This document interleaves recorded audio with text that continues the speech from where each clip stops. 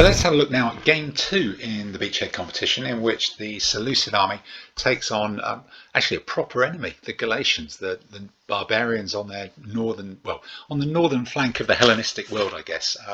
And this is an army in which my Galatians face some of their, some of their relatives, the ones who'd stayed loyal to the empire rather than taking the Seleucid coin to go down to the banks of the Mediterranean. And as you would expect, this is a heavy infantry army, and what they want is a bowling alley through which their heavy infantry can just go bowling at my army, really, bowling forwards and fight them, see how they want. There's also the Thracian ally. You saw a lot of Thracians in one of the armies from the Plymouth competition in one of the earlier reports this year, but again, Thracian ally is quite a cute way to use the Galatians. Gives you an astonishingly good rough terrain force. I guess the challenge is spending too many points on it, and because they're almost too good, no one's going to go in and fight them. But this army has got some cavalry wing, it's got a solid block of the really good quality infantry, the two lurking side chariots at the back, and the Thracians here.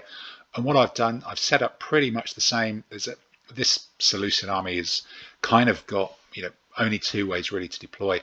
This command with the infantry, with the unreliable general, just the solid infantry, is pretty much always going to be going down the middle.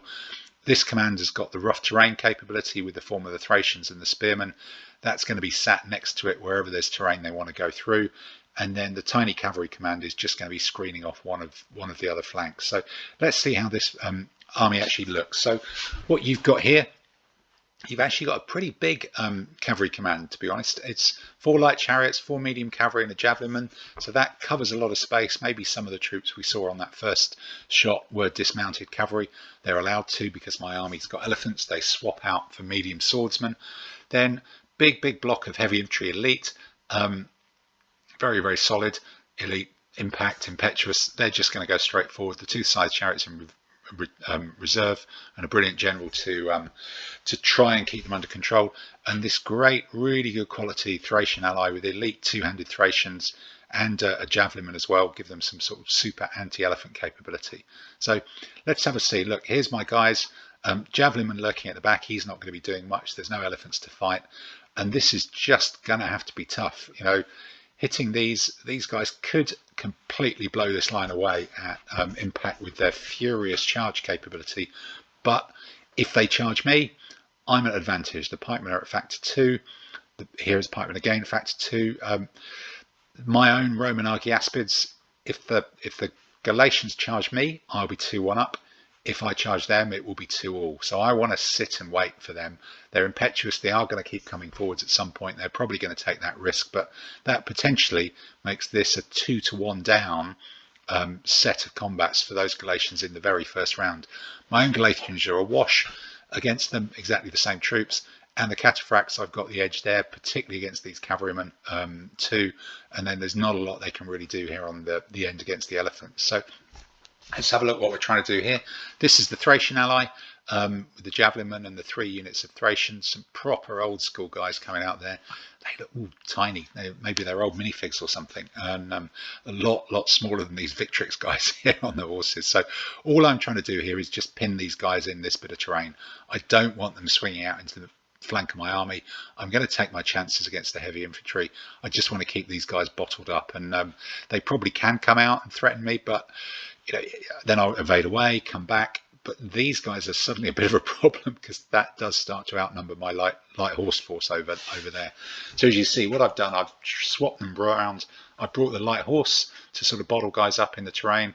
I've got the heavy cavalrymen to keep these a bit more honest. They're not really going to take on the elite heavy cavalry, and my army is just steaming forwards as fast as it can to try and get into combat before these guys can do anything. And I think the javelinmen have now realized they may well just end up being sacrificed to stand here and fight just to protect the flank of this, even if they get cut to pieces by the Thracians. If that takes a couple of rounds of combat, it's a couple of rounds of combat at which the pikemen are not being hit in the flank, and that's very, very important to my army. Over on the other side, you can see actually where the cavalry have dismounted there. That's the dismounted cavalry, and swordsmen against a very similar sort of mix here, but the elephant's a bit of a deadly weapon there, bit of a challenge for them. These guys, the cavalry the chariots in fact have run away from my pikemen. My cataphracts are keen to get into combat as soon as possible. Ideally, before these side chariots get in, they're probably coming into this gap. So we're lining up. We're pretty much at nostril hair counting distances already in the middle. This is just going to be a very, very unsubtle fight all the way along the line. And bosh, there it goes. Look at that. You've got fanatical Galatians going into pikemen, going into Argiaspids, going into pikemen, Galatian on Galatian action there. They're taking on the cataphracts. There's both units of cataphracts there. Chariots have gone out. You can see there's a double side chariot shaped gap in the form of those pikemen there. Even the elephants gone in and the chariots are taking them on. So that's just a fantastic solid line of scrimmage. And whatever, if these guys roll good dice here in this first round, even though they're a little bit disadvantaged, that could be traumatic for the whole part of my army. Let's see what that actually pans out at. So that is trauma, isn't it? Look, you've got 2 hits there. It's always going to be 2 hits against these guys. They do furious charge. If they win, they score an extra hit. So you're always taking 2. So the spearmen have stood up well. The Thracians haven't. The elephant surprisingly hasn't. And these guys haven't either against the chariots. So this flank suddenly looks rather problematic. I've taken an awful lot of hits there. I only got one really good result there. But this is where it counts. This is where it matters. And you can see 1, a 2, a 3 and a 3 against the cataphracts who again have furious charge. These ones in particular, cataphracts, impact, overlap, boom, straight through, causing them a lot of problems. It's a wash here, nothing's happened here, but the important thing is I've not taken those double hits in that first round of combat. And you can see the Thracian light infantry is starting to try and press, but it's really got to be to try and force the pace here and punch through and roll up, and suddenly that's going to leave these side chariots with a lot to do, a big gap, because there aren't really many reserves here in this Galatian army. All those cavalry have been shoved over on that flank and dismounted that might otherwise have been a reserve. So this was really, I'm breathing a sigh of relief here that the first round has been survived. And then let's have a look how that's gone. So the first chariot's gone in. Chariots can go in on their own. They don't worry about flank support. It's just a straight crazy dice roll.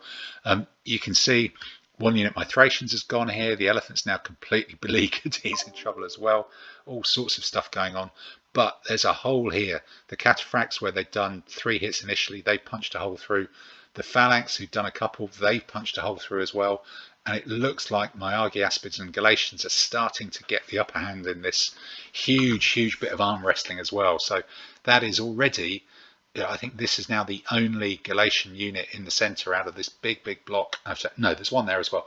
2 out of the 8 are intact, 2 are dead, 4 have got hits on, and my army is sat there with no hits on those at all. So that arm wrestling, the momentum is really going well, even though the side chariot has done that blasting away damage at first contact against the pikemen.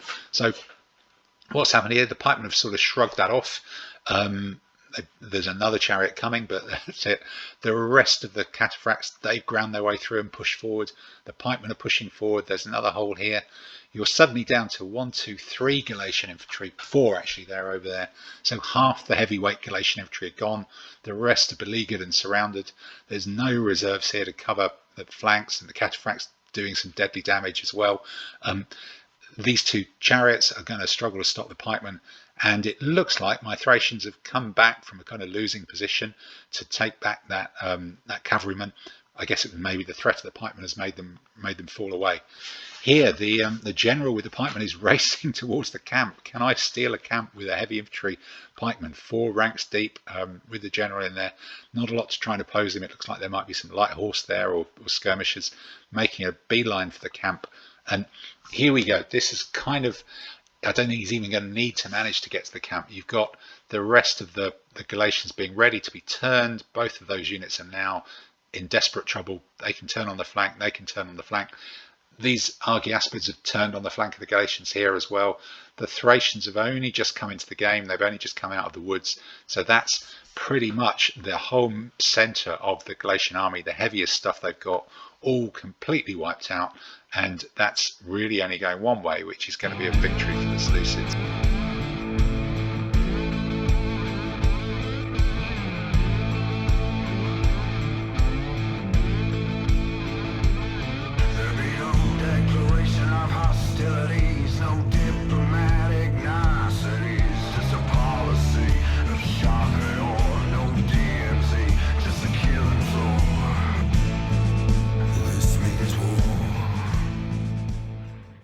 Hello and welcome to the latest Madaxeman.com Army List ADLG podcast, in which I'm joined by Rick.